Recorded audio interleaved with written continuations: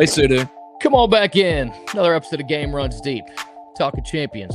That's Ben Garrett. I'm Sudu Upadhyay.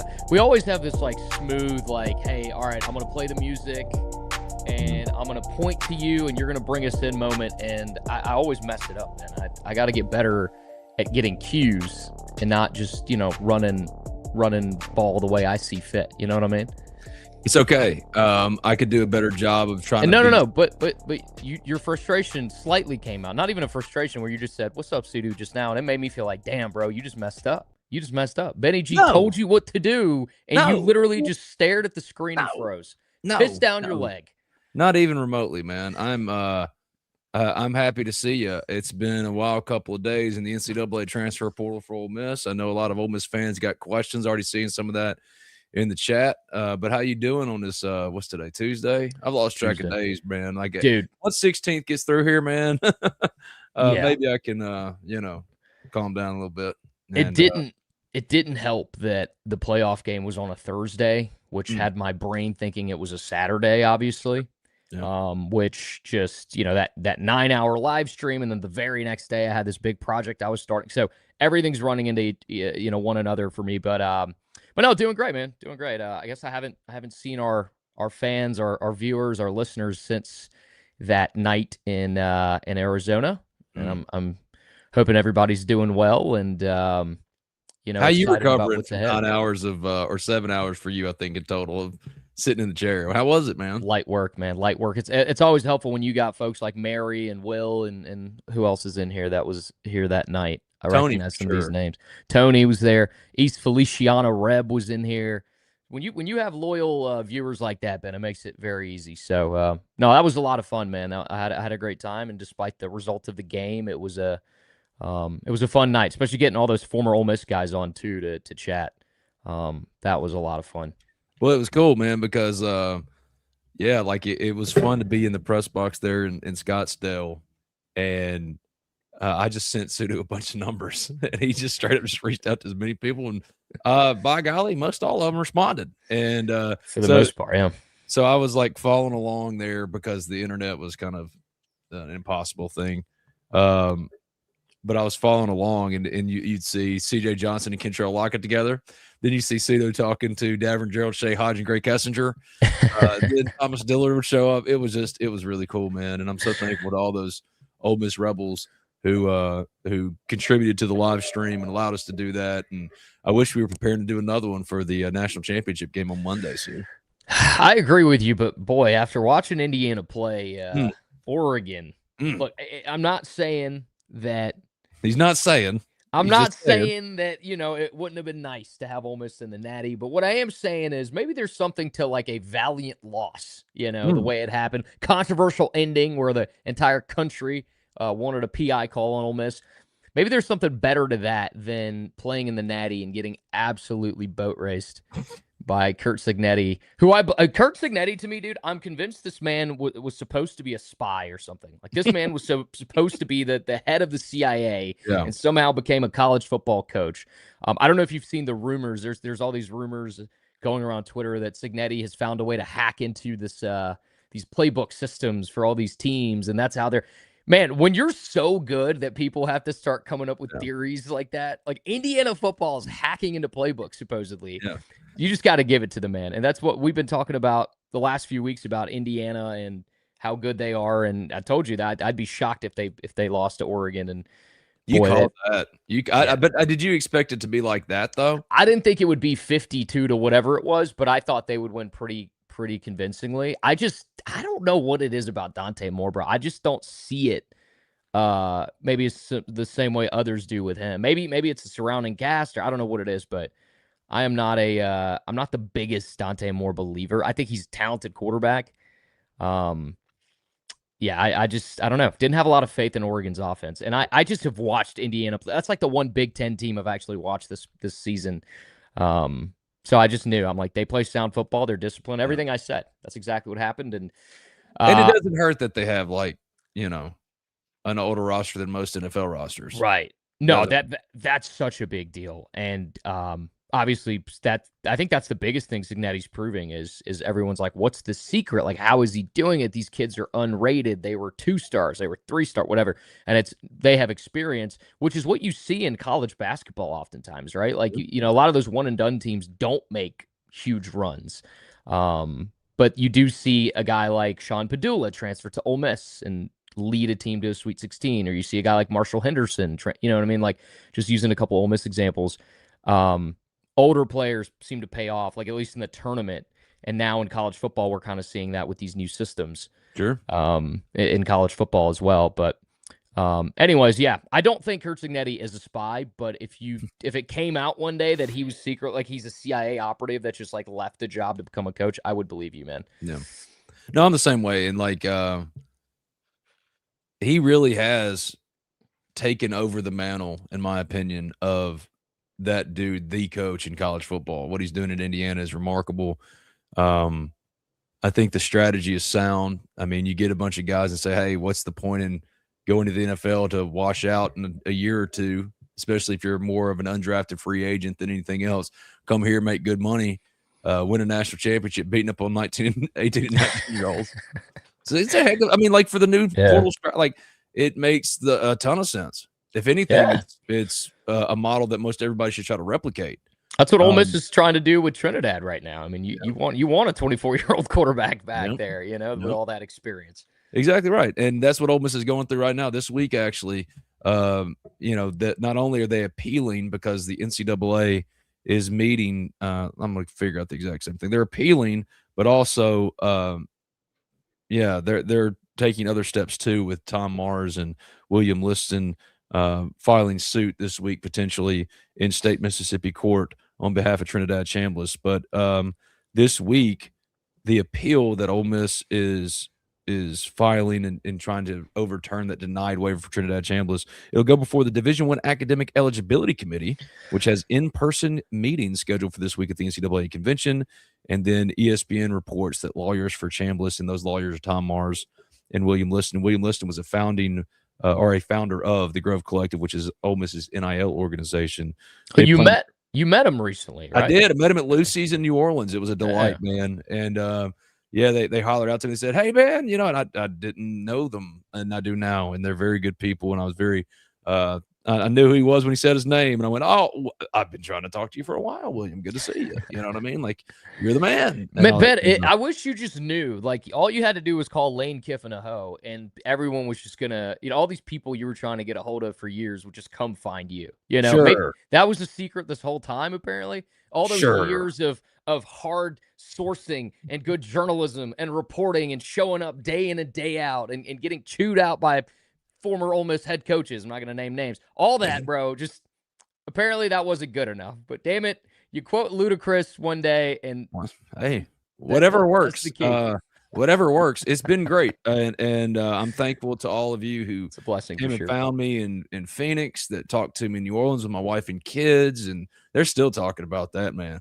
Like Gracie and Ryder still running around talking about how they stopped counting in 500s of people that came up to me going, hey, you're that guy. The funniest thing is, like, it was the same kind of process every time. Somebody would look at me and be like this right here. They'd be like, wait, you're that guy that did the thing.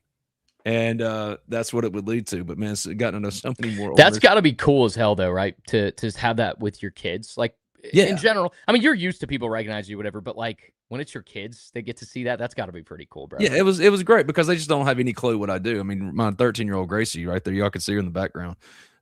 Gracie thinks at this age, she thinks I'm dumber than a bag of dicks. Like I am the most uncool, not, you know, person that anyone cares about. You know, she wants me to just be quiet and give her money. But you know, it was cool for her to be able to show her a little bit of the world in which I live, and this Ole Miss community that's so special, man. It was really, really neat. And now it's about 2026 and building out the roster for Ole Miss for 2026. But before we jump to that, and for all of that, all day, every day. It's at the Ole Miss Spirit, OleMissSpirit.com, Affiliate of On3. That QR code above Studu's head, scan it, join it. New members get 50% off an annual subscription to the Ole Miss Spirit, OleMissSpirit.com, and Affiliate of On3. We talk about this stuff all day, every day. You don't just have to hang out with us for an hour on a podcast to hear this stuff. You can read about it. We're talking about it. I'm serious, all day, every day, because that's what we do. But before we do that, the national championship game, I don't know if we're going to talk again between now and then. Well, I hope so. Probably. We'll do an episode probably Monday before the Natty. What are we feeling right now about about Indiana and those Hurricanes from Miami that bullied Ole Miss in the Fiesta Bowl? Yeah, I 100% think that Indiana's going to win. I don't know if it'll be as dominant as it was against Oregon. The Ole Miss folks in here, you saw Miami play. I mean, they obviously have a really strong front, and their run game's really strong as well. I think that's really going to be the key is going to be Miami just running the football. Carson did what he did against Ole Miss. He found some holes in the defense, took advantage of what he saw, but he didn't play perfect. And I think against Indiana's defense, it's going to be about just using Mark Fletcher and pushing those bodies around like as they have done all year. Good God. But yeah, I think Indiana wins pretty easily. I'd say at least by 10 or more points. Easily. 10 or more points. Also, I think Miami got pretty banged up coming out of that Ole Miss game. They weren't, by the end of that game, I mean, I want to say Mesidor was hurt. Jacoby Thomas was banged up, one of their top DBs. So I 100% think that, this just feels like Indiana's going to do what they've done all season long. This is kind of the culmination of this entire year for them. They're going to go out on top. Fernando Mendoza going back home, getting to beat his childhood team. I mean, he said he grew up like within like a mile or something of campus, maybe less than that of the Miami campus. So that's going to be very interesting. But I've yet to see anything from Indiana that makes me feel like, oh, they can't hang. Someone made a point that, well, Indiana, when they face teams with really talented rosters, they've struggled, and they cited Penn State. But then I go, well, they've also played Oregon and Ohio State. So that logic to me is a little flawed, because I'm like, if we're going to go off of that, then shouldn't they have struggled against Oregon twice and then against Ohio State in the Big Ten championship game? Like if that's the difference. No, I think IU wins pretty easily, man. And their fans travel, bro. Like, for the Peach Bowl here in Atlanta, I didn't go to the game, but I was out that night. And almost every bar I went to or any establishment I went to, man, after the game was all just Indiana people. Like, they had taken over Atlanta. It was very interesting. Awesome, I don't know anything about IU, like as far as like their fans and how they travel or whatever. I also heard like Mercedes-Benz Stadium sold out of beer in the first half. I didn't confirm that for sure. I'd have to go check to make sure that's right. But you got to know better when Ole Miss is coming in, man. Come on now. No, I know. Listen, Ole Miss is obviously notorious for that, but makes sense, right? Folks in the Midwest, they love some beer now. That can make sense. But beer drinkers, yeah. Tony said Indiana's a little weak against the run. That could help. I agree. I think this is going to be Miami running the football a lot, but Indiana's also going to run the football because Fernando Mendoza, like as much as I love him, he's not Trinidad. He's not going to be like running away from the defense at every point. So Hemby, I think Hemby's the key for them as well. I'm sure Mendoza gets his moments. Ooh, I'm on Sufi stream. Hey, Sufi. Hey, Sufi. You. It's you. That's how it auto corrects my name. It's happened before. Well, there's a lot going on for Ole Miss in the portal and a lot of questions already in the chat. So I'm going to allow you to kind of go through those questions and put them up on the board because I'm going to try to like knock this out as best I can. Yesterday was pretty chaotic. Yeah. Ole Miss, the Devin Harper stuff. Let's start there. Yeah, Devin Harper, best from everything I can tell, is that he re-signed with Ole Miss. That's like they don't just put out a graphic if there's not real, weight behind it.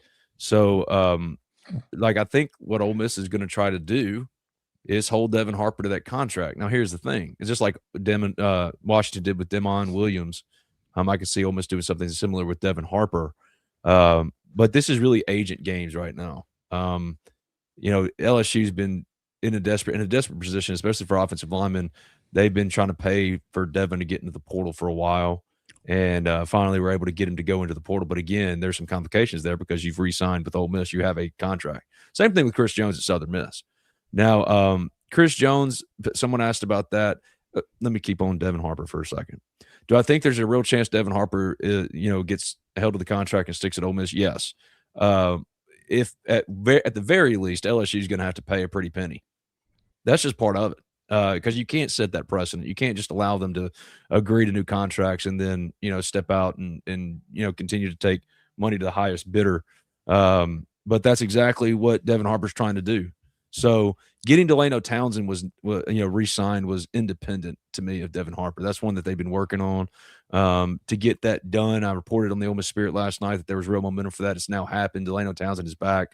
So I think a little bit of the worry from yesterday has subsided in a way. Devin Harper would be a loss, but it's not done there. But that's what it's agent games. If you want to know the short answer to it, yeah, with Devin Harper, it's agent games, and these kind of cases are going to become more and more common because everybody's going to test the rules in that way. Yeah, there aren't any. I was about to say it's the Wild West either way, right? But why is Ole Miss so down's not the right word, but why isn't there more confidence about bringing Harper in if he has put pen to paper? Do you know of any clauses or anything specific that would let him walk, or why can't Ole Miss? I think that's the big question now. And that I see on the message boards is, are you going why can't we hold him like Demond? Why can't you say don't leave? They can. At least they believe they can, and I think that's part of the negotiation process. It's a long way to go with Devin Harper. And also, you got to decide too, or it's not just about precedent setting either. Like Ole Miss has always been good about doing right by the player. You know what I mean? So, but they're not going to get screwed over in the process either. So, look, if the kid is desperate to go to LSU and he wants to, and LSU wants to pay him money back, and there's part of a payback of rev share too, potentially on the side of Devin Harper from the agreement in place. So it's a complicated thing, and I don't know which way it's going to go, but Devin Harper getting to the portal wasn't a surprise because LSU has been desperately trying to get him to get into the portal for ever since the portal opened on January 2. So to get that done, for them, that was a move unto itself. But now Ole Miss, it has agency here and it has levers it can pull in order to protect itself. We'll just see which direction it hopes to go. I think getting Delano Townsend resecured is a big deal. And not only that, turn around today and get another commitment from an offensive lineman, an interior offensive lineman that can step in and play any number of roles for you in Troy Everett from Oklahoma. He feels like a depth piece. Is that kind of what? Sure. Like he could be a backup center for you. You didn't really have a backup center last year. Bryson dominated snaps.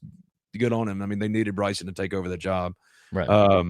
But Patrick Kudus was their backup. So at the very least, he's a great backup center for you, but he can also play guard. Carius Kern might have some positional versatility as a guard, but also maybe as a right tackle. They're still very high on Connor Howells too. It wasn't just Devin Harper as a true freshman that they really liked and developed. They hope to hold on to Devin Harper, but Connor Howells is a big part of that too.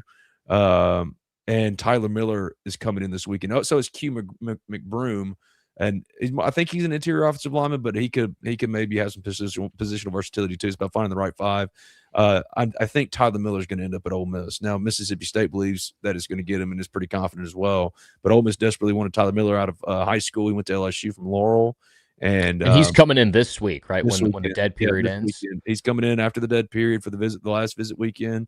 So is Q McBroom.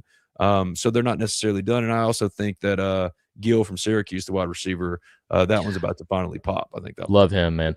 It seems like there's some steam gaining this morning as far as his decision, right? Well, there's some interesting things I've heard, like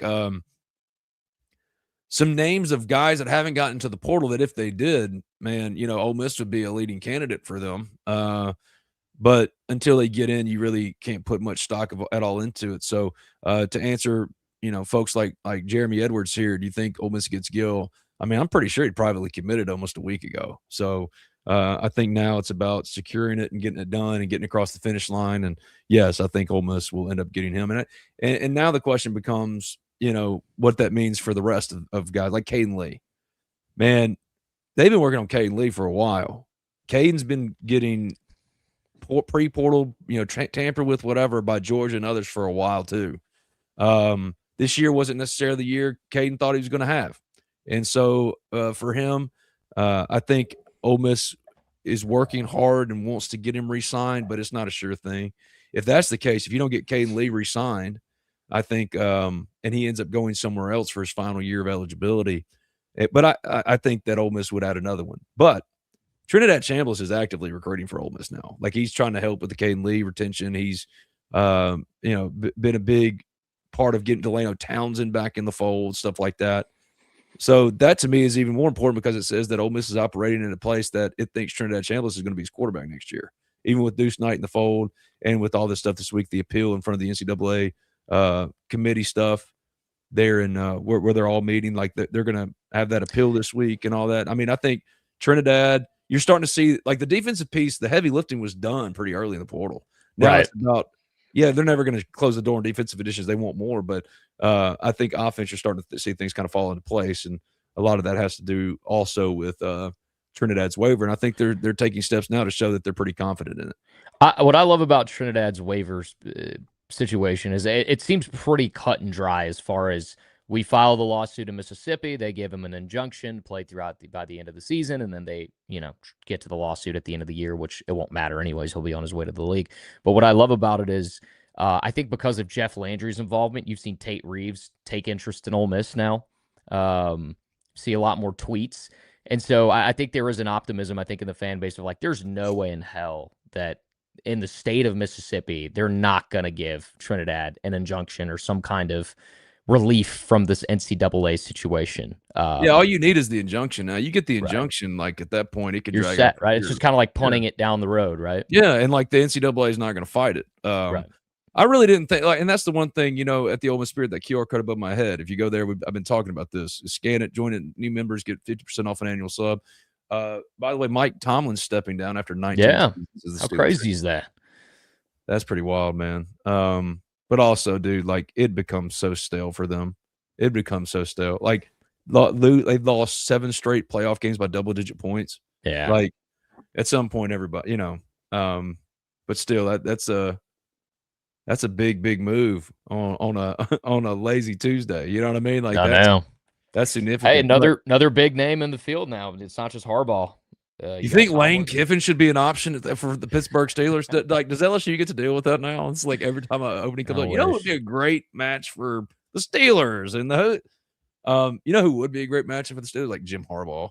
Harbaugh would be great. He'd be insane there. He'd be good. No, I don't want him to be. I don't want him to go to the Giants. If you can't tell, John is a obviously big candidate for the Giants, and that's kind of the name that keeps coming up.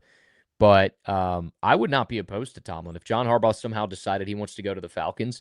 I wouldn't be opposed to Tomlin and pairing him with like a Mike McDaniel at OC. I think your Cowboys might be in some trouble if that happens. Look, my Cowboys are always in trouble as long as the. Glad you said it. From Tales of the Crypt. My man Jerry Jones, as long as he's controlling things, they're always going to be in trouble. You know what I mean? But this is not. I hope he lives forever, personally.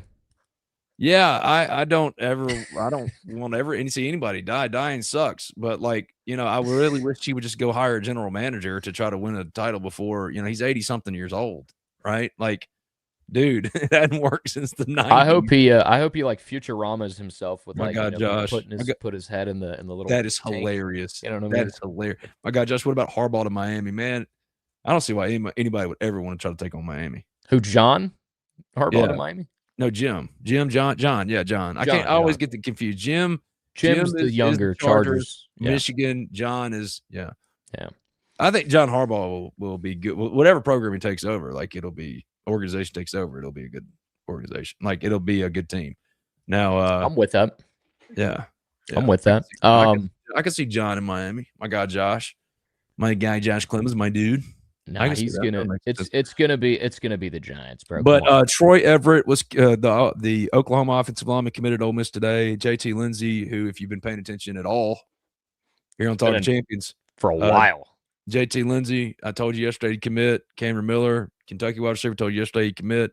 Those are the 3 newest ones. Someone had a very serious question. Chris Jones, was it a Chris Jones question? Yes, it was a Chris Jones question. Chris Jones, the Southern Miss linebacker. Also talked about him yesterday with Brad Logan here in the podcast. Chris Jones, I'm pretty sure he signed a deal with Ole Miss too.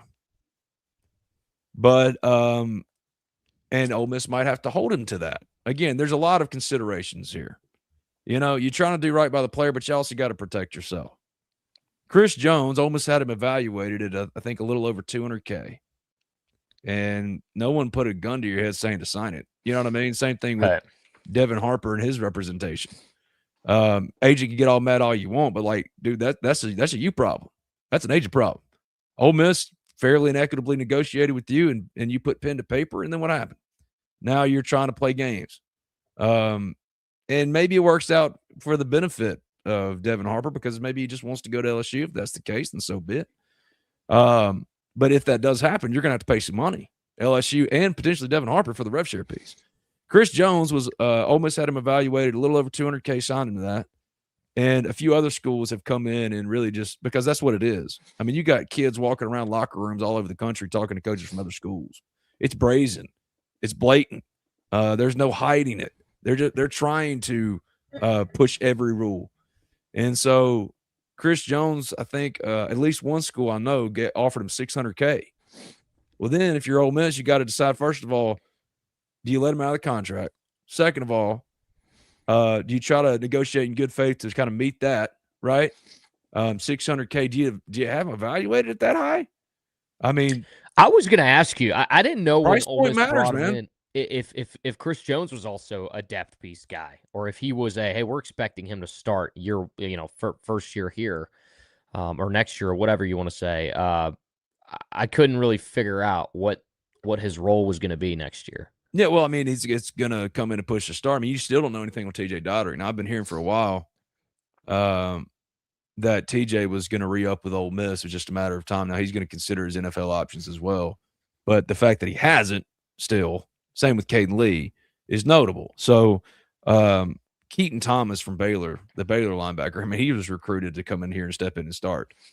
You know, like he's going to come in here, slide, like he's like a Chris Paul. I don't know if Chris Jones is like that. I think he is. How many more linebackers does Pete sign? I think at least one more, especially if you don't hold Chris Jones to his contract. Do you think Ole Miss is in the market for another back? I think if it were the right one, if A.K. Deere were to get into the portal, Ole Miss would be all over that.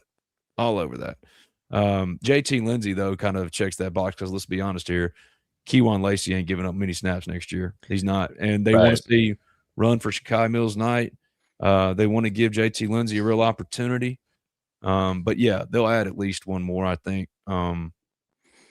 Message board said we were working on a flip of an Alabama portal commit. Any info on that? Not enough. I don't have it strong enough that I feel like I could talk about it in a way that would be just anything more than speculation. So I'm gonna avoid that one. But yes, as far as TJ Daughter, you're trying to get him back. I think he's going to come back, but again, the fact that it's taking this long sticks out to me, is notable to me. I think Caden Lee to me is a complete coin flip. Ole Miss has been working on him for a while. Trinidad Chambliss is now on the case as well, but he has schools like Georgia coming after him hard, and this year wasn't exactly what he thought it would be. The Syracuse wide receiver Gill, I think that's going to happen. You're starting to see everybody kind of come forward, be it Pete Nakos or whoever you follow in the national level or on the local level, come out and say, yeah, this is turning that way. There's a reason for that. He's been privately committed, at least my understanding of it, for days, if not almost a week. So, but you got to consider any and all possibilities, right? So, yeah. But if you are Caden or you're any receiver, Winnie included, which I do want to get to this from Winnie. I don't know if you saw his interview with your buddy over there, LSU Matt Moscona. But Winnie, you look at Caden potentially wanting to leave, and I'm like, hey, the receiver room is finally opening up. Like you're losing really talented receivers in Trey Wallace and Deshaun Stribling. It's opening up. You're going to have opportunities. Like, why would you want to leave? Winnie is a very confusing one. Now, granted, Winnie came to Ole Miss. Winnie was always going. Man, that kid been recruiting kids to LSU since Lane left. Right. No, he's been a problem, no doubt about it. And so, and like the whole that was such a clown show. I mean, just couldn't even regurgitate talking points well. You know what I mean? Like, no doubt. Winnie Watkins, I hope he has a great career at LSU, except when he plays at Ole Miss. However, I don't think anybody's mourning the loss of Winnie Watkins today based off of how he behaved, quite frankly. And the way he was a problem. And that was a very poorly kept secret. that Winnie was ultimately going to follow Lane to LSU. It was a pathetically kept secret. I mean, that was the first name I remember when Lane left was like, Winnie for sure is gone, is what everyone told me. And then it was like, Keywan is probably leaving with Kevin, but there was still hope. But Winnie was like a circle it, send him, like he's gone situation. He was done. But and like, and that's the thing with him, man. It's I think it's a credit to Pete Golding. He doesn't get talked about enough, and not just Pete, but like these staffers that stayed and the guys that are now like John David Baker's your offensive coordinator who really worked on retention efforts. Like it was impressive to see the retained guys to this point, but also the ones that LSU desperately wanted. Now they could still get Devin Harper. He was one of them, but it was Devin Harper, Winnie Watkins, Keywan Lacey, Caleb Cunningham, Deuce Alexander. Like the sights were set on a number of guys. And so far, the only departure you've gotten as far as following Lane is Winnie, which, again, everybody and their mother thought was coming. That's his guy. I mean? Yeah. That's his dude. Yeah. And that's fine. I think Winnie, no one's begrudging Winnie of doing what, follow your guy. That's fine. It's the recruiting players to LSU with you over the course of a playoff race. That's not going to really – you're not necessarily going to be welcomed back with open arms. You know what I mean? Like, just don't be shitty on the way out. Just like with Lane, on a much lesser scale, but it was the same thing. You handled yourself poorly, then don't go, well, love me as I shit all over you. Yeah. You know, love me as I treat you. He's also he also turns out Buddy might be like a level 10 gooner or something, bro. Have you seen these TikTok lives this man was doing? I have. They're unavoidable. Get it, young buck. I mean, I ain't gonna knock a man. You know, do your thing. Look, I don't kink shame, Winnie. I don't kink shame, bro. If you're a freak, you're a freak, bro. That just is what it is. David Gibson here. Chris Jones apparently offered 3 times what we were paying. I reported that on the Ole Miss Spirit last night. I mean, Ole Miss had him evaluate not what Ole Miss is offering, what Ole Miss evaluates him at. Like 200, I think it's like 200 and something K. And another school's like, well, we'll give you 600K. You know what I mean? And from an individual standpoint, you're like, well, yeah, I'd prefer 600 to 200, but also you sign a contract. Does Cunningham take the Stripling role, big physical wide receiver? He's got to take some role next year. He better learn how to catch a football. Oh, I think Caleb Cunningham's going to be a superstar. I think he got here. And that's not a direct knock on him. I'm just saying like that. Like we need some reliability. Is my point. I can see that with especially the younger guys like that step up. It's like we need to go get a difference maker edge. But come on, I thought that like Prince Will was that, and Santarin getting him back was that. Is there any shot we can pony up a few million for Damon Wilson? Everybody wants Damon Wilson, man, but it's just like I love Damon Wilson. I told you about Damon Wilson when he was still at Georgia. I was like, bro, this kid Damon Wilson. Yeah, love Damon Wilson. Well, I think Ole Miss has had. Yeah, I know Ole Miss has, of course, broached that possibility. However, price point matters for everybody. You know what I mean? Like, I don't care what anybody says. It's like you got to go by your evaluations. You know, you can disagree with the evaluations. Any news on TJ Daugherty? For that, we've talked about him already. For those of you getting in, I think TJ Daugherty re-ups with Ole Miss, but I know he's going to be exploring his NFL options. I don't think he's transferring anywhere, but I do think it's notable that it's this late and we still hadn't heard anything on TJ. When I heard last week that it was any day now that he would be announcing. As far as on Caden Lee, do you think he's staying? We touched on that one already too. If you made me guess, I'd say they get it done. They find a way to get it done. But Caden Lee is got a lot of considerations, not the least of which multiple schools that have been after him for months. What about Jordan Seaton, the transfer offensive tackle from Colorado? That's another one. Kind of like Damon Wilson. $4 million, baby. Yeah. I mean, if Trinidad gets his waiver, that man's making over $5 million next year. Yeah. You got a running back in Keywan Lacey who's making over $2 million. But Ben, think about it. Okay, you spend $8 million for Seaton and Damon Wilson, bro. You got some absolute monsters.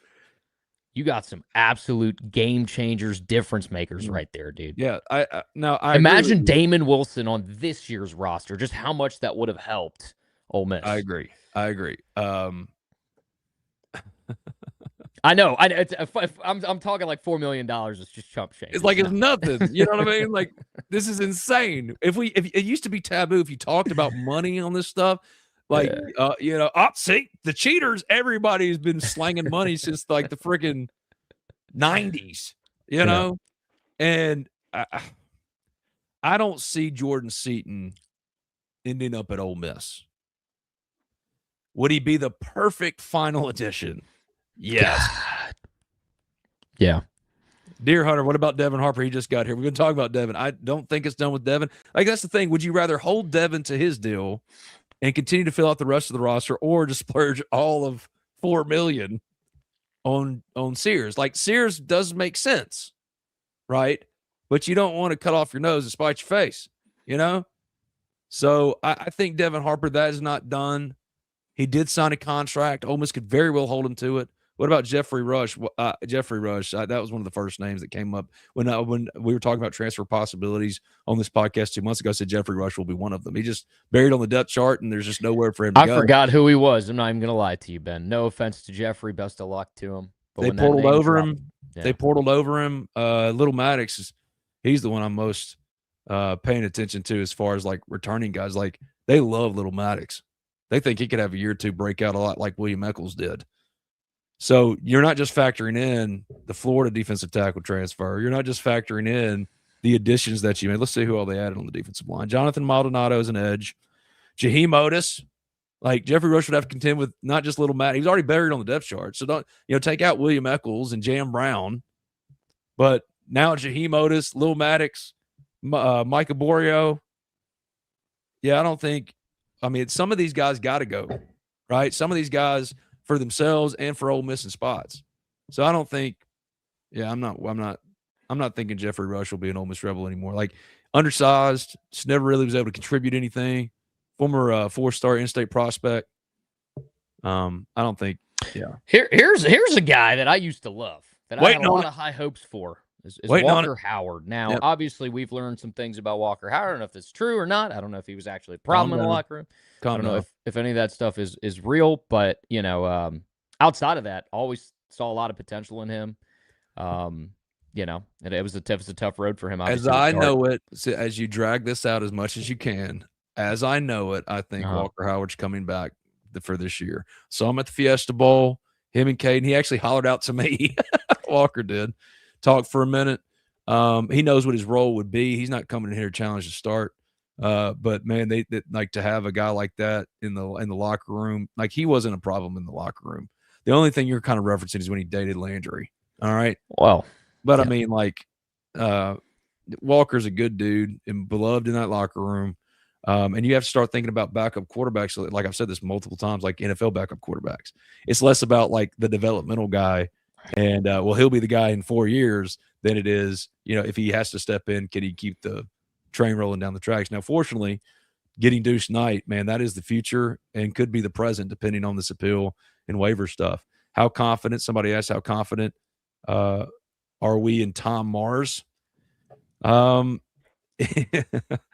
put it this way. If there's anybody that I would not bet against when it comes to this stuff specifically, it's Tom Mars. You don't enlist Tom Mars if you think you're going to lose. Now, you got your waiver denied, but now you're going to get the suit filed in state court in Mississippi this week. Not to mention the appeal is going in front of committees this week, the NCAA committees this week. So I don't know. I know Ole Miss is confident more and more every day, and I don't think you use Trinidad Chambliss for your recruiting and retention efforts if you think he's not going to be here next year. But what an incredible safety net and also exciting prospect for the future in Deuce Knight. I mean, you replaced Austin Simmons with Deuce Knight. It's one, they're on the same kind of track right now.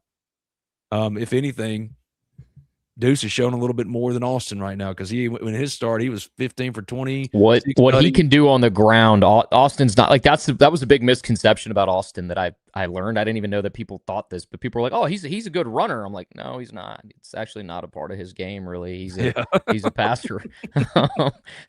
I don't know why you would think that, but anyways, yeah. So I love Austin once again. Like, I don't think we got a chance to talk about Austin much after he made a decision and left. And we've all said very nice things about him and view him very highly, but also like Deuce's ceiling is insane as a dual threat guy. Yeah, like he and Austin Simmons are the same kind of player right now. All upside, and you can make your case for any one of them. Getting him secured allows you to have And also bringing in Walker Howard in that way. Walker Howard, and if AJ Maddox sticks around, that room by itself without the waiver would be strong enough, you feel like, to really go contend next year, even though it'll be much harder because Deuce is a first-time starter. But at least you have somebody that you really are excited about in the room. I wouldn't be surprised if they added another quarterback in the portal. But the fact that they haven't, there's only 3 days left until the portal closes. Now, there's a 5-day window after the end of the year for Miami and Indiana players. And so there could still be some movement. But really, come the 16th, it's over. You've gotten your quarterback problem solved. You think that Trinidad Chambliss, like, you're operating optimistically. I don't know if he's going to be, but, like, I'm telling you how Ole Miss feels right now, right? They believe that he's going to be their quarterback. And if he's not, it'll be Deuce Knight, backed up by Walker Howard and A.J. Maddox. Reese Wise, they signed in the 2026 class. It's not as dire as it necessarily looked to start. You know what I mean? But now they're starting to fill out everything else. The defensive heavy lifting was been done. Right. Like Chris Jones, you got to figure that out. Are you going to hold him with the contract or not? You had him evaluated at $200K and he got offered $600K and he's trying to get out there and make that $600K. I get it. I understand it, but no one held a gun to your head, kid, and made you sign a contract. Right. Same thing with Devin Harper. So that will play into the rest of the portal approach. Doesn't change anything about almost trying to get Tyler Miller to come in here, potentially compete to start at right or left tackle next year. It's not going to stop their recruitment of Q McBroom. They said they committed the Oklahoma offensive lineman today. Delano Townsend, I think, is one of the biggest retention guys of the year. I mean, of the season, because of how everything's kind of played out, right? But I mean, I'm looking at Ole Miss's work so far and how well it's done, and honestly, I've been nothing but impressed. Nothing but impressed. They've got like the number 7 class in the country right now. I don't know how On3 evaluates things anymore, but 14 have transferred out, 14 have transferred in. Of the 14 losses, who have they really lost? Well, when Delano Townsend went in, okay. Now, Jeffrey Rush, Ethan Fields, Jude Foster, these are guys that played a little bit, mostly special teams, and now they can get a chance to go start in their money years for the NFL and try to be something. I get it. Right now, you haven't lost anybody that of significance. Chris Graves, you recruited over him or portaled over him with Sharif Denson and Jay Crawford. And you already brought back your 2 starting corners in Antonio Kite and Jalen Braxton anyway. And you didn't recruit Edwin Joseph or Jonel Aguero or whoever it might be to sit, regardless of what you think of Jonel Aguero. Dude, did you see me post on the Spirit for the first time in forever? Where have you been? Look, man, I just don't want unrealistic expectations. That's all. He is a loss. I didn't say he wasn't a loss. Devin Harper is a loss, but he hasn't been. But he hasn't been lost yet because he's signed a contract, and Ole Miss would have to hold him. It could very well hold him to it. I agree. If he is lost, he is not lost yet. That was my point. Yeah, he would be the biggest loss so far. Oh yeah.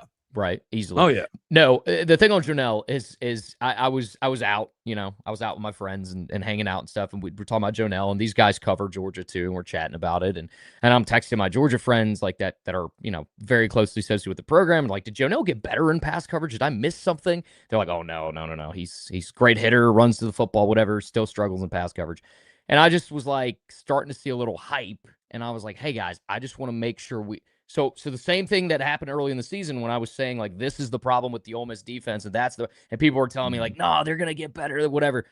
I just wanted to get that out of the way. I just don't want unrealistic expectations or people down the road to go, well, we heard this about this guy. He was a disappointment. It's like, no, the footage is out there, the tape's out there. Go watch it. I love Jonel though as a hitter, dude. He hits so freaking hard. He's a violent physicality hitter. Is something they miss. Super physical, 100%. You need somebody that can wrap up on that defense. In that regard, it's awesome. And this is going to be a big credit to Golding and our guy that he just hired from the Cardinals. Patrick Toney. First reported at the Ole Miss Spirit, OleMissSpirit.com. Told you all about that in December. Scan that QR code. Join if you're a new member, 50% off. We would love to have you. You don't just have to hang out with us for an hour. Like so many of you are asking questions that we've already addressed. It's like, dude, this is all we do at the Ole Miss Spirit. You could do that anytime. Get on the Spirit. No, but Patrick Toney, I heard really, really wanted him in college and recruited him, I believe, at Florida, right? And so maybe they see something in him where they go, hey, we can change his game, whatever. But that was my only point was like, let's not get carried away with this whole like former 5-star NFL prospects. I was like, that's all. Yeah. I'm not trying to kill the mood. How would you kind of assess or grade maybe what Ole Miss has done through the portal with 3 days left? I like a lot of the stuff they've done. I mean, I'm super excited about is it Crawford, the DB out of Auburn? Did you see Michael Bratton ranking Pete 14th best coach next season in the SEC? I think Michael Bratton. Who? I think Michael Bratton's I don't care about SEC Mike, bro. Michael Bratton. Is that who that is? SEC Mike is a guy named Michael Bratton? Yeah. I don't really care about. I don't know Michael Bratton. I just know his work and his work. I gotta go don't say nothing to me, so I don't really care. Oh, look at that! I got Josh. He's like, Walker Howard is still in college. You're not the first person who said that to me. Yes, yeah, because what did he tear like an ACL? What happened to him? Like meniscus or something last year? Yeah, he started the year. He got hurt, right? Like first game or something like that. Yeah. Okay. I just found this SEC Mike list. All right, let's go through it. I just want to go through it just to see. Are you gonna pop it up on a screen just to piss me off? Yeah, I can actually put it up. Yeah, hold on. You just gave me this idea too. Hold on. Let me throw it on here so we can all share this moment as listeners. Share this annoyance together. Runs deep. Yes. Where do we go? We go to media assets. Nope, that's Winnie is a social media personality who won't actually succeed in football unless he changes his ways. Maybe he could be a great streamer. Man, we were doing something in like August. He was nothing but nice and pleasure to work with. And then, all right, there we go. So how do we hide comments? All right, so we got Kirby 1. Okay, okay. You know how I feel about that. Yep. Okay, Lane 2. Okay, we're already off. Let's see. I mean, fine. Fuck, screw it. Fine. Okay. Cool. At the end of the day, only one of these people. Or only Lane Kiffin is being paid more money than Kirby Smart and still has only won CUSA championships. Yeah. But fine. You know what? For the sake of like program building and whatever, fine. I'll give it to you. Okay. Fine. Kiffin 2, DeBoer 3. Okay. Sure. Okay. For now, 3. Heupel 4, I'm cool with. Sark, I have questions about, and I actually want to talk about Texas, what they've done on the portal, because it feels like one of those Ryan Day. All right, let's not go through all this. They can read. So how will we change this? No, that's why I'm sorry. I'm just thinking out loud. I'm just trying. Kirby's going to be number 1. Venables at 6 is not that. That's where it starts getting wonky to me. And I go, I mean, but who would you put above him? Look, Pete, I think is brilliant. I don't think he's 14. I mean, I would not put Pete below Eli Drinkwitz or Ryan Silverfield or Alex Golish. Hell, Mike Elko should be after Sarkisian, in my opinion. You could maybe argue before. So Pete's got something that Will Stein, Jeff Lebby, Ryan Silverfield, Alex Golish, John Summerall. Ryan Silverfield before Pete is insanity, and I like him. Like, he was the O-line coach when I covered Memphis. Super nice guy. But Pete has something none of those dudes have. Even Lane Kiffin doesn't have. He's got 2 playoff wins. He's got 2 of them. Got 2 playoff wins.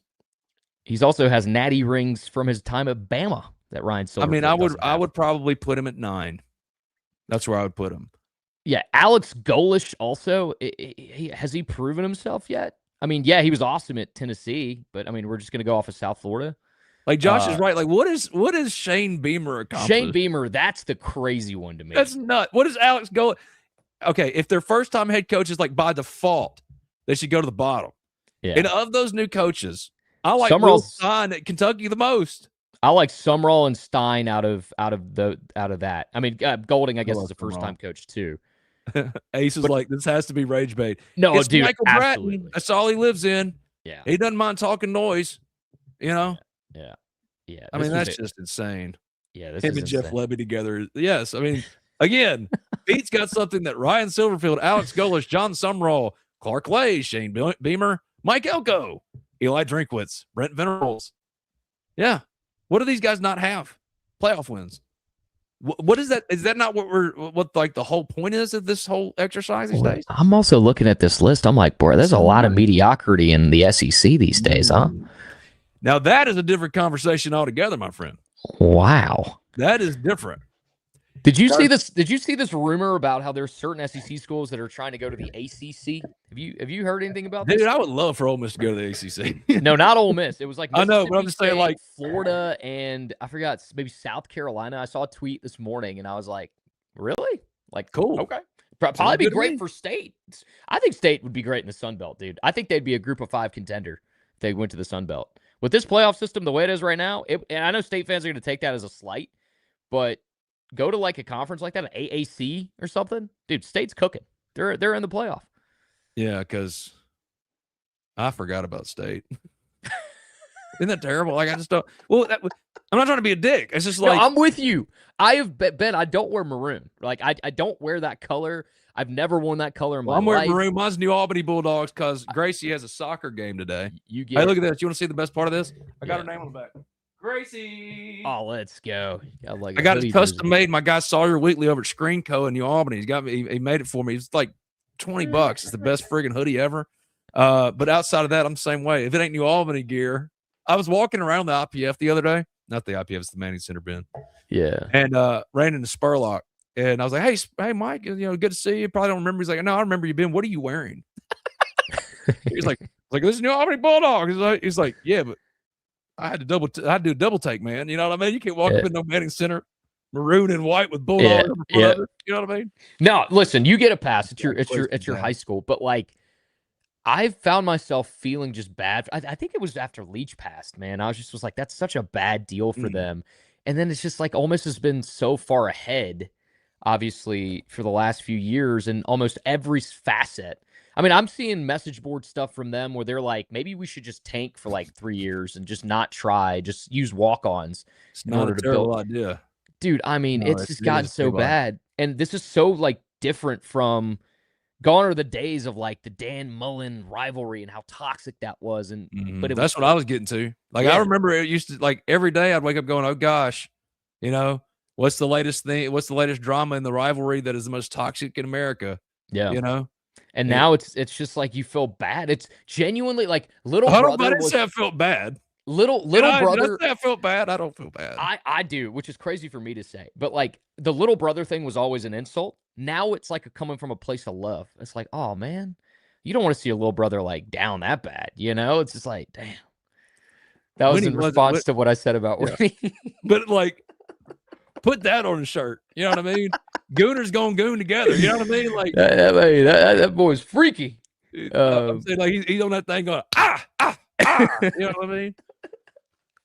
Bro, Winnie's like, those movies where they like the rich dudes like go and see. It's what I imagine Tiger Woods was doing in Vegas, where they just go into like this dark room and there's like a woman in like a glass case and they're just commanding. That's what Winnie's doing on those streams. Yeah, that's what he's doing. And what blows my mind is like, who are these women? Like y'all, like, is there not better stuff going on in your lives? Like you're just taking direction. Game runs deep for Winnie Watkins, boy. It runs deep. You already know. Dakota said Winnie Watkins. Oh, level 10 gooner Winnie Watkins. I hope he succeeds, man. I like Winnie, dude. He was awesome against the LSU game. He had a great game. I don't dislike anyone, even Lane. I really don't. Nothing personal. For sure. It's not personal business, but like, Hey, man, you gonna put your business on the internet like that, I'm gonna react to it. I mean, you're putting it out there, Winnie Watkins. Winnie Watkins is crazy. Dakota, that is diabolical. Diabolical. Somebody's gonna put it on a shirt and you're gonna make money like I hadn't been able to make money off none of this. You know what I mean? Yeah. That is fantastic. Oh my gosh. But I think we've hit on the big picture Ole Miss stuff. Caden Lee, let's rapid fire it. Okay. You asked me the questions and let me just rapid fire it. Like, all right, Ben, Caden Lee gonna stare. You know what I mean? Ask it in a way that I can just simply just say this for those that just got in here. About 3,000 people watching us live right now. Okay. Thank y'all on a Tuesday afternoon. We're glad you're joining us. When we didn't tell y'all at all. Yeah. Ben just like put it up like an hour before we were going. Brandon goes, can you imagine Winnie's search history? No, I don't want to imagine a search I don't want to imagine Winnie's search history. I do not. Let me just be real. Okay, rapid fire. Ole Miss is going to keep Caden Lee. Oh, so we're going to do buy or sell. Okay, buy or sell. Right? So so let's set it all up. Hold on one second. Set it all up. All right. Buy or sell. Ask me the question like a professional. Buy or sell. Ole Miss keeps Caden Lee or no? Caden Lee's the Rebel next year. Yes or no? Buy. Okay. Ooh, but it's but I don't feel good about it. Because I know how much Georgia and them have been coming after him hard. Bye. Yeah. All right, give me another one. Interesting. I just don't know why you leave such a easy receiver room to shine in. I don't disagree. Okay. Ole Miss signs Tyler Miller. Buy or sell? Bye. Okay. I guess staying on offensive line. Ole Miss signs Q McBroom. Buy or sell? Sell. Because I don't know. That was really hard. They're gonna. I think they want to add 2 more, and it's not gonna surprise me at all if he does commit. But he's after Alabama's after him hard too.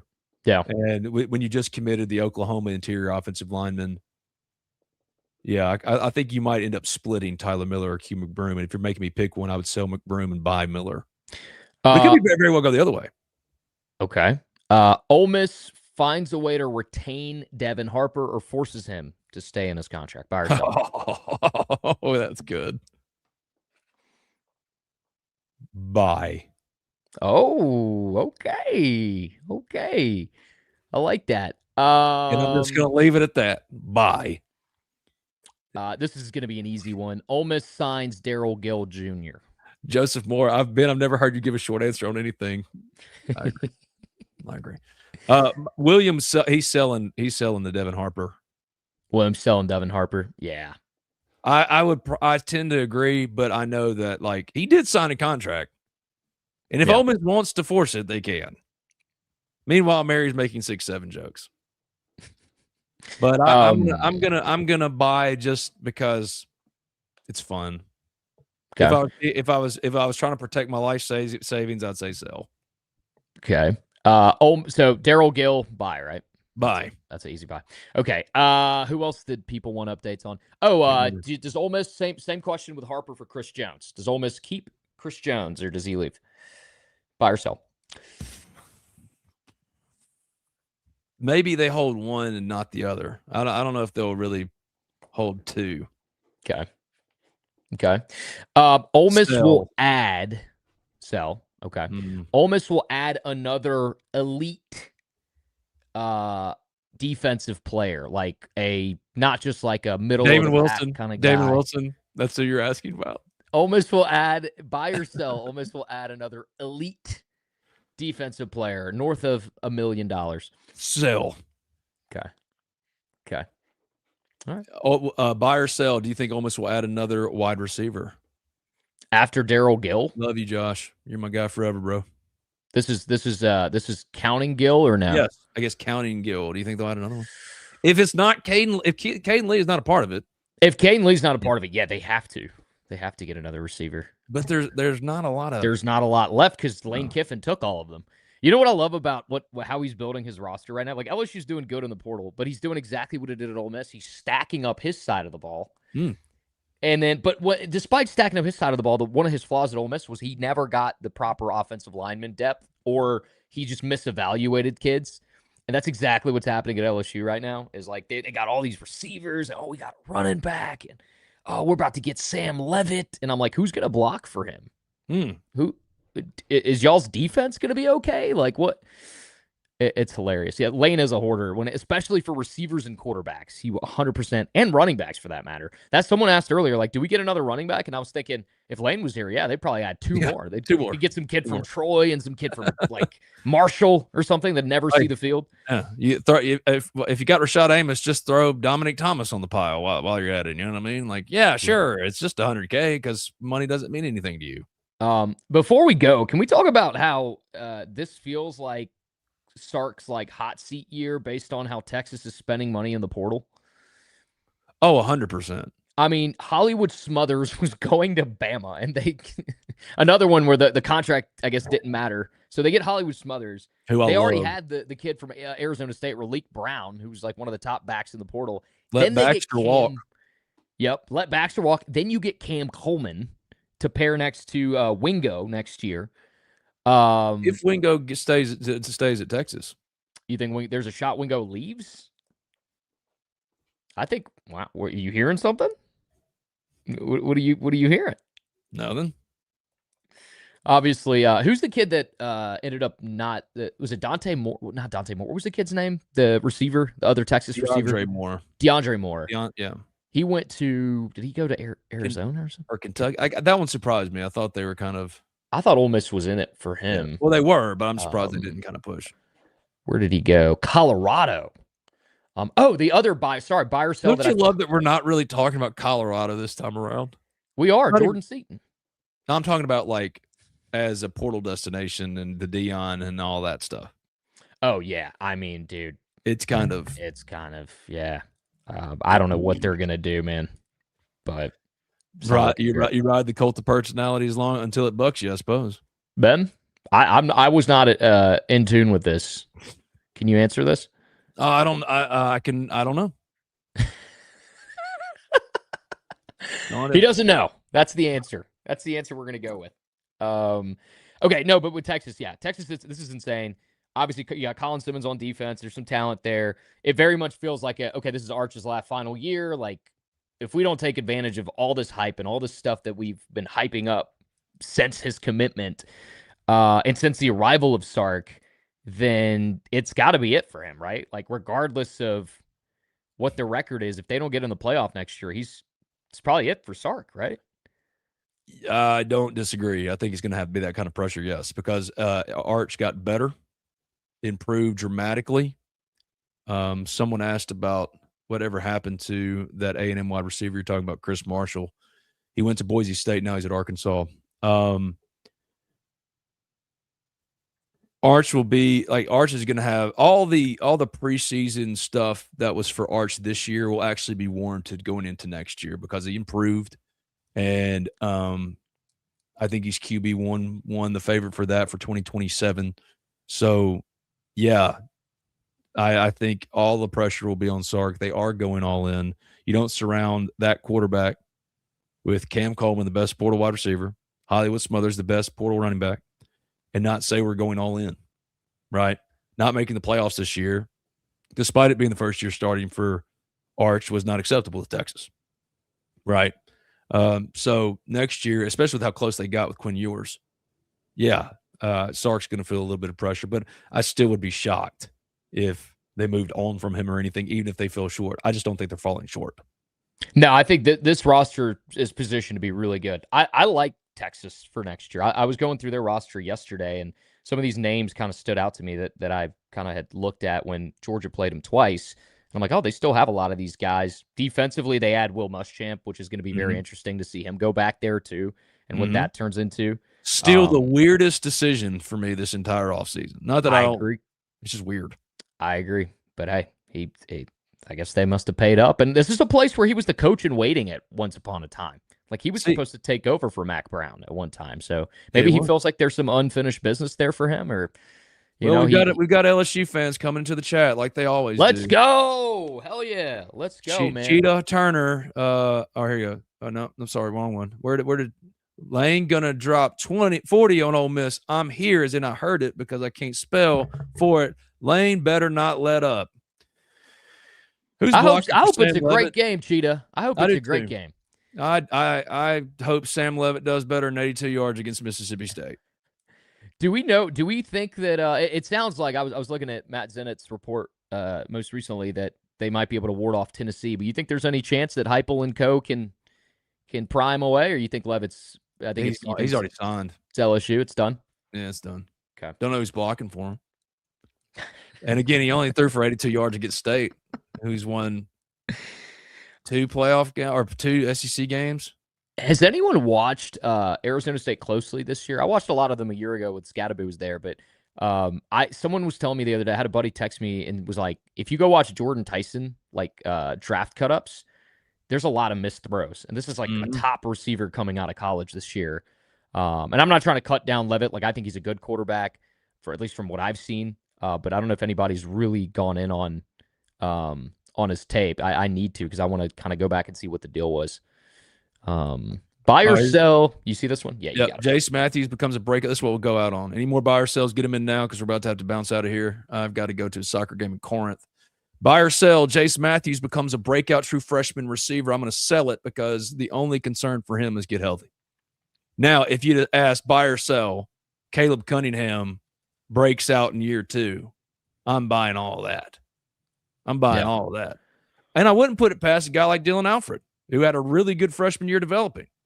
Samari Reed was kind of banged up, but he flashed a little bit. I don't think it's as dire as some are making it out to be. I just don't. Deuce Alexander is better than anything you're going to get in the portal. Retaining him, you should be celebrating that. Now, Caden Lee's a big part of it, too, and someone asked about Caden and it needs to be addressed. Do you think Caden Lee was disappointed for lack of targets this year with all the other wide receivers Kiffin handed over or hoarded over the offseason? I think that was part of it. Sure. And you know, he's been here longer than most. And it doesn't go the way you want to. There's some disappointment set in. His best friend on this team was Austin Simmons. Now he's at Missouri. I'm not saying he's going to follow Austin Simmons to Missouri. What I am saying is that the Ole Miss experience that Caden Lee signed up for is not necessarily the same anymore. And I understand that. Dane Stevens was one of his lead recruiters, and now he's the quarterback's coach at LSU. Not to say he's going to LSU. I don't think that's what I'm saying. That's not what I'm thinking is going to happen here. I think I bought that Ole Miss would ultimately retain him. I'm just saying it's not a guaranteed slam dunk thing, and it's totally understandable. But he is a big piece, a massive, massive piece. You know, Deuce Alexander is one man. Caleb Cunningham hadn't done anything yet. Neither is Dylan Alfred. I think, you know, Gill's coming from Syracuse. There's just not a lot left out there. Do I think they're working on other possibilities? Sure. Absolutely. And actually, we've been dropping nuggets in here, you know, trying to be sly about it. But, like, you know what I'm saying? Like, no, yeah. You've been trying to be sly about it. No, I'm in the dark all day. I'm in the dark on this. You know. Also I just had this in my notes. So sometimes I'll sit on my computer, dude, and I'll just watch stuff and I just write notes for the pod potentially. I love that. My analysis for SEC teams next year that are going to take the biggest jump, dude, I think Florida's going to cook next year. I think Florida's going to beat Georgia next year. Who's their quarterback? Their quarterback is probably going to be Aaron Philo, a super talented kid that Buster had at Georgia Tech. Wanted to start him last year over Haynes King, but obviously couldn't do that. And still made Haynes King look extremely good. Now, y'all know how I feel about Buster Faulkner. If he's got his QB of choice, pencil him in, man. Caden Lee, Gill, Deuce Alexander, Caleb Cunningham, Caleb Odom, because they're going to try to play him a little bit more. He's a big wide receiver anyway. Luke Haas is your starting tight end next year. And you got Brady Caprice-Corn in here, Caden's brother, who's going to provide tremendous depth. They like Hayden Bradley. I'm selling that. I think you still need more. Still need more. Yeah. It's a good room, but it's not. Yeah, you'd still need more. Just get one more. I don't know who that would be, but I'm buying all the. You don't know who that would be? I don't know. Yeah, I don't know if like who you would add to that. I don't know who that'd be. There's no targets in mind. You hear things, but it's the portal. All right, man. Thanks for tuning in to Game Runs Deep. That's Spirit Ben. Follow him at Spirit Ben. Of course, you can sign up for the Ole Miss Spirit right above his head. That's the QR code. Is it still 50% off? What are we doing? What's going on? New members, 50% off. All you got to do is sign up. We would love to have you. You don't just have to spend an hour every day with your friendly neighborhood Benjamin Garrett or your friendly neighborhood Sudu Upadhyay. You know, you don't have to just do that. No, you guys can definitely follow him, obviously, on the Spirit. You too, if you'd ever just come in there and talk. He said it. He's like, I finally posted for a long time. Like, he could do it anytime he wants to. I'm there a lot. I'm there quite a bit. I also just realized, like, Yancey has a burner account that everyone knows is Yancey. Like, I had no idea that was the case. Everyone just keeps going, thanks, Yancey. I'm like, when did Yancey post? And I'm like, oh, okay. Oh, yeah. So I'm figuring that out. But yeah, tune in. You can subscribe to us, of course, Ole Miss Spirit on YouTube. That's where all our live streams go. You can follow me on YouTube at Sudu TV, at Sudu TV on Instagram, Twitter, TikTok. Subscribe to Game Runs Deep on Spotify, Apple Podcasts, wherever you get your pods from. And yeah, I think that's it. Ben, you got anything else before we go? No, man. Enjoyed it. We'll be back. I hope we do another one of these before the week is out. Like, I don't want to. I'd like to. Let's see how the schedule plays out. Oh, well, that's on you. You're the busy one. You know what I mean? Come on. You do 2 podcasts a day, I feel like, bro. Well, I will always sit down and talk to you, sir. Oh. Everybody loves Sue. Everybody, and also my sister-in-law thinks you're hot. So let's go. No. So I learned that last night. What's your deal? She's not married. Okay. So I found out about that. She told me not to play matchmaker, and I was like, I won't, but I'm going to mention it now. You know, because like, heck yeah. You know, Sudu's that pretty one that you do stuff with, Ben. I'm like, what does that make me? Oh, yeah, I get it. Yeah. Oh, she didn't say hot. She said I was pretty. Your daughter called me pretty too once. So She did. Go. She's gonna go. What? Sawyer who made this hoodie. Bussy. I think he means busy. I hope he means busy. I do too. All right, man. Thanks to all close to 3,000 of y'all for joining us on a Tuesday afternoon. Just hanging out. Yeah. We'll see y'all next time. Subscribe to the Spirit.